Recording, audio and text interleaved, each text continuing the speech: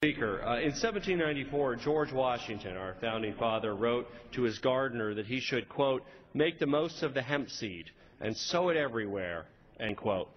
He wasn't alone. Thomas Jefferson grew hemp. Betsy Ross even made the first American flag out of hemp fiber. In fact, here's a flag right here that's made entirely from hemp. Today, U.S. retailers sell over $300 million worth of hemp-related goods. It's not just flags. Hemp is found in over 25,000 products, from lotions to soaps to protein bars to auto parts to fuel. Yet, somehow it's caught up in a completely unrelated drug war that prevents American farmers from growing this crop and forces us to import it from other countries. Our institutions of higher education can't even grow or cultivate hemp for research purposes. Mr. Speaker, my bipartisan amendment, which I'm offering with my good friends Mr. Thomas Massie and Earl Blumenauer, is simple. It would allow colleges and universities to grow and cultivate hemp for research purposes. Our amendment would only apply in states where hemp cultivation is already legal, such as my home state of Colorado.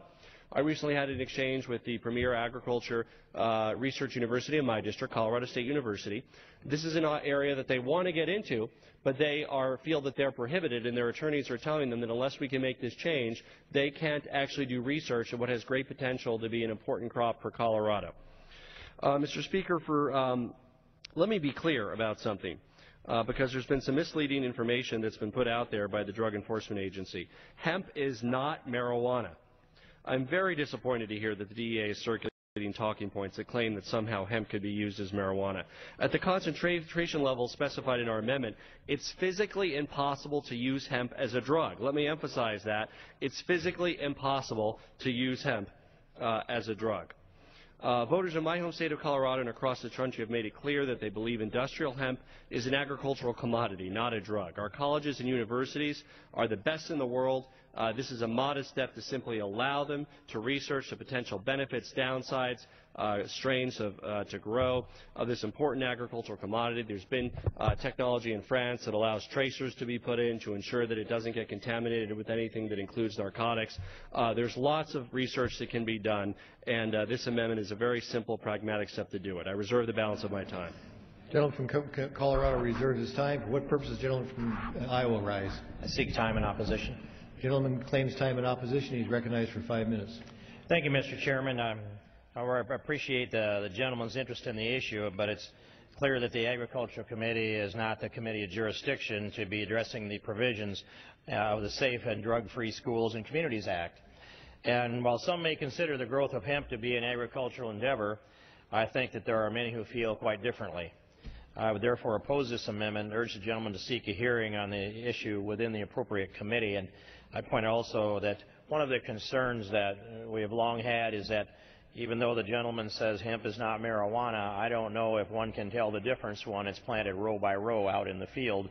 And I know that's been a problem within my state when the residue of the leftover hemp from World War II became companions with the marijuana that was raised for a different purpose. So I'd reserve the balance of my time. The gentleman reserves his time. Or the gentleman from Minnesota asked the gentleman. I wonder if the gentleman would yield. Oh, I'd be happy to yield the gentleman from Minnesota. I wanted to, on that, the University of North Dakota, one of their ag guys up there, came up with a way to splice a fluorescent gene into hemp, and North Dakota is a state where it's legal. So now the hemp that grows is fluorescent, and so you can clearly tell the difference between the hemp and the marijuana. So we have solved that problem through research. Gentleman yields back to gentleman. Reclaiming my time in amazement and reserving the balance, Mr. The gentleman Chairman. reserves his time. Gentleman from Colorado.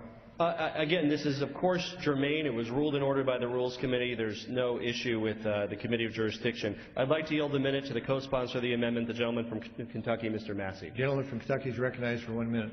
Thank you, Mr. Speaker.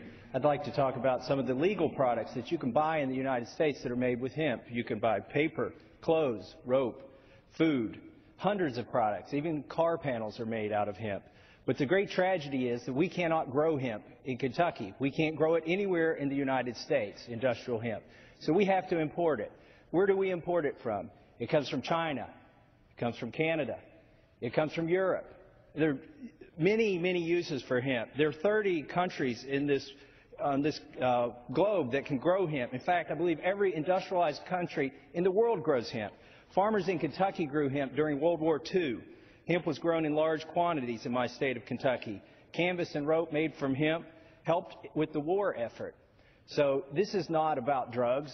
This is not about a drugs bill. This is about jobs. And for Kentucky farmers, we need the opportunity. We need the opportunity to compete globally in a global market, and we shouldn't be denied this outlet for another productive crop in Kentucky. Thank you, and I yield back to the gentleman from Colorado. Time the gentleman has expired. The gentleman from Iowa. Thank you, Mr. Chairman. I yield myself as much time as I may consume. The gentleman is recognized for as much time as he may consume. And I also would like to remark, the gentleman from Colorado, it wasn't a surprise to me to see that Colorado is the state that has legalized marijuana. And so we also see the advocacy for this come from the same place. Will the gentleman yield for a moment? I would in a moment. Perhaps it's a coincidence, but I'll give you two things to respond to. And the other one is the reference to George Washington and Thomas Jefferson and Betsy Ross. Quite curious. And I don't think we advocate all the things that they might have participated in. 2 out of 3 of those would have fit within a category of an ownership that I don't really care to bring up today, even though today is Juneteenth. So I'd yield to the gentleman from Colorado. In addition, Colorado did legalize recreational use of marijuana. It also separately has legalized industrial hemp. So there are a number of states, more states that have legalized industrial hemp that have done anything with regard to recreational use of marijuana or even medicinal use of marijuana. All very different issues, and states are taking them up as we speak. And reclaiming my time, I recognize that the gentleman's amendment only applies to states that have already legalized it. And that's true. Nonetheless, I urge opposition to this amendment, Mr. Chairman, under the basis of this, that we haven't had a full hearing on this. We don't have a knowledge base behind it. We have each our own understanding of it. Mine is a debate that I have seen that's gone on for years, which is when you plant hemp alongside marijuana, you can't tell the difference. And so it opens up the door for the recreational agriculture of the marijuana drug, and for that reason alone I oppose it, but I'd urge the gentleman to seek a hearing in the appropriate committee and urge the defeat of this amendment, and I reserve the balance of my time. The gentleman reserves his time. The gentleman from Colorado. I'd like to inquire of the Chair how much time remains on both sides. The gentleman has gentleman from Colorado has 1 1/2 minutes remaining. The gentleman from Iowa has 2 minutes remaining. Okay, I yield 1 minute to the gentleman from Kentucky, Mr. Barr. The gentleman from Kentucky is recognized for 1 minute. Thank you, Mr. Speaker. We should explore the opportunity to produce industrial hemp here in the United States. This amendment would allow us to take a first step, carefully and deliberately. It will allow research institutions in our states, including my home state of Kentucky, to grow industrial hemp for the purpose of agricultural research, helping provide the information we need to consider future expansion of production. Our states deserve this opportunity to demonstrate the usefulness and viability of this crop for our farmers. Kentucky was once the nation's leading producer of industrial hemp. I encourage and support the passage of this amendment. I yield back. The gentleman yields back to the gentleman from Colorado. The gentleman from Iowa. Reserve the balance of my time. The gentleman reserves his time. The gentleman from Colorado. I yield the remainder of the time to the gentleman from Oregon, Mr. Blumenauer. The gentleman from Oregon is recognized for 1 minute.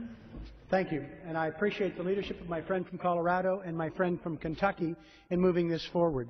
19 states have passed pro-industrial hemp legislation. 9 states removing barriers to its production altogether. As has been pointed out, these products are perfectly legal in the United States, some $300 million a year, but it just has to be grown someplace else. It's outrageous that American farmers can't produce it.